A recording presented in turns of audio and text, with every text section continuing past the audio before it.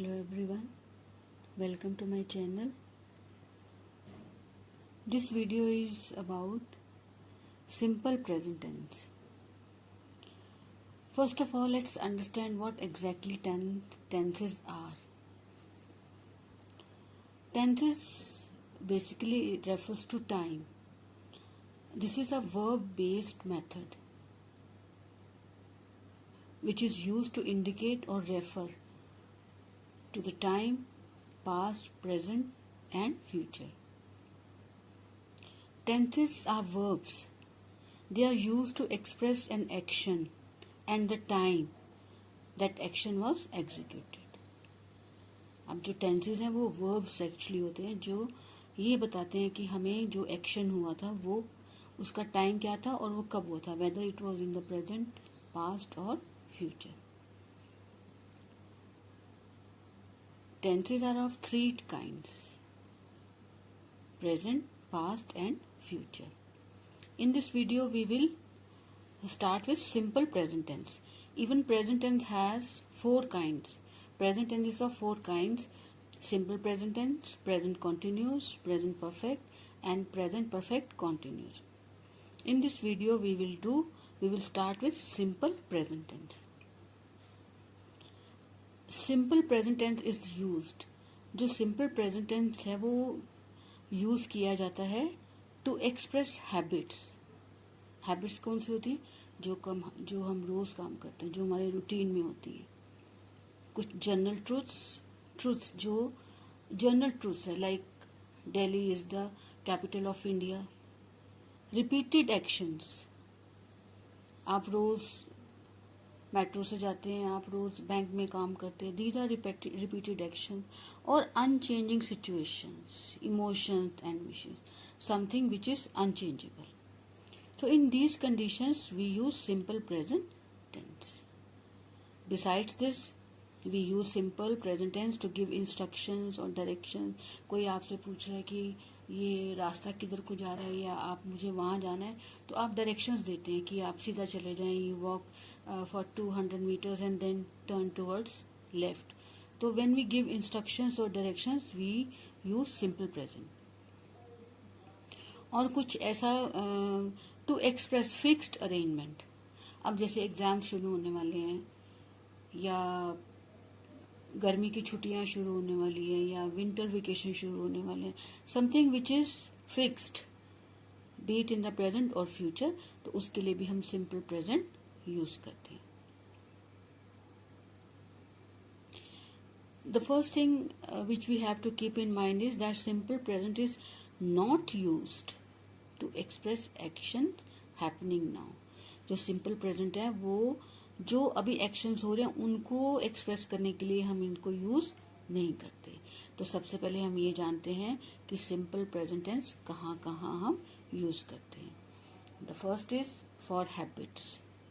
अब जैसे आप रोज सुबह चाय पीते हैं, वो रोज मेट्रो से ऑफिस जाता है, या वो सिर्फ नॉन वेज ही खाती है, या वो टेलीविजन रोज देखते हैं, तो ये हमारी होगी हैबिट्स.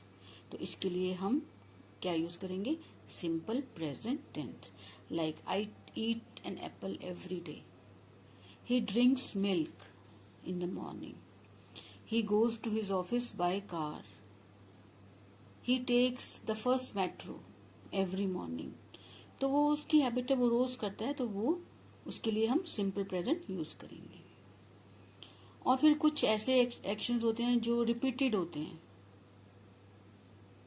अब जैसे मॉनसून है, मॉनसून में बारिश होती है, रिपीटेडली होती है, तो कभी दोपहर में होती है, कभी रात में होती है, तो कभी इवनिंग में होती है, लेकिन कुछ दिनों से सुबह ही हो रही है. तो it rains every morning in the monsoon or it rains every afternoon in the monsoon. अब वो हर गर्मी की छुट्टियों में कहाँ जाते हैं? कहीं पे भी चले जाते हैं, फॉरेन चले जाते हैं या कहीं हिल स्टेशन पे चले जाते हैं. तो वो repeatedly they go to any hill station in every summer vacation. तो दे ड्राइव टू और दे गो टू और दे विजिट और they holiday in summer holidays in some tourist place and whatsoever.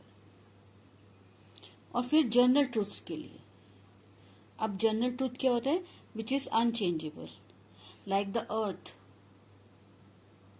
अर्थ के लिए हम क्या बोलेंगे? That the earth revolves around the sun. The earth revolves around the sun. Water किस उस पे डिग्री पे फ्रीज होता है? 0 डिग्री पे। Water freezes at 0 degree. तो ये हमारे जो है जनरल ट्रूथ्स, तो इनके लिए भी हम सिंपल प्रेजेंट यूज करते हैं।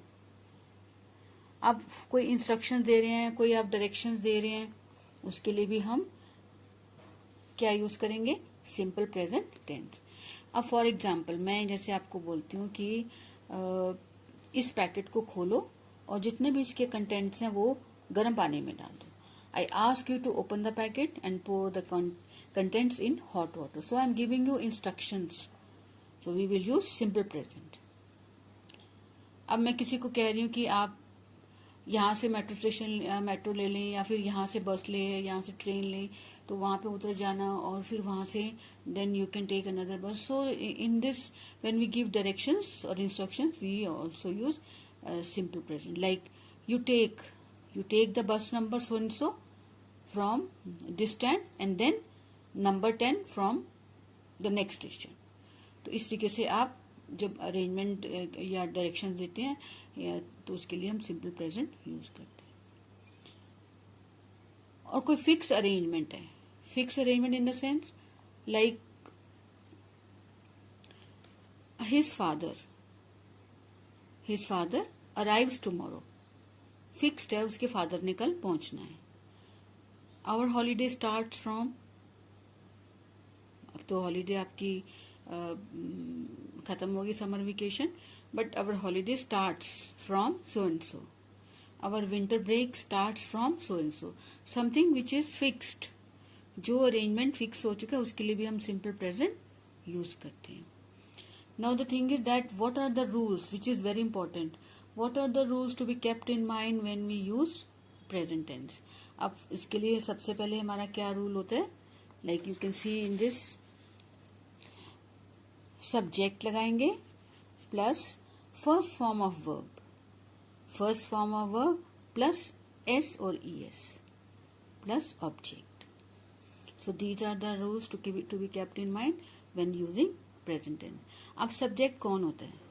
Like the one who is doing the action, जो एक्शन कर रहा है। Like he is the subject, my father is the subject, my brother, he is the subject, my brother is the subject। अब वो क्या कर रहा है?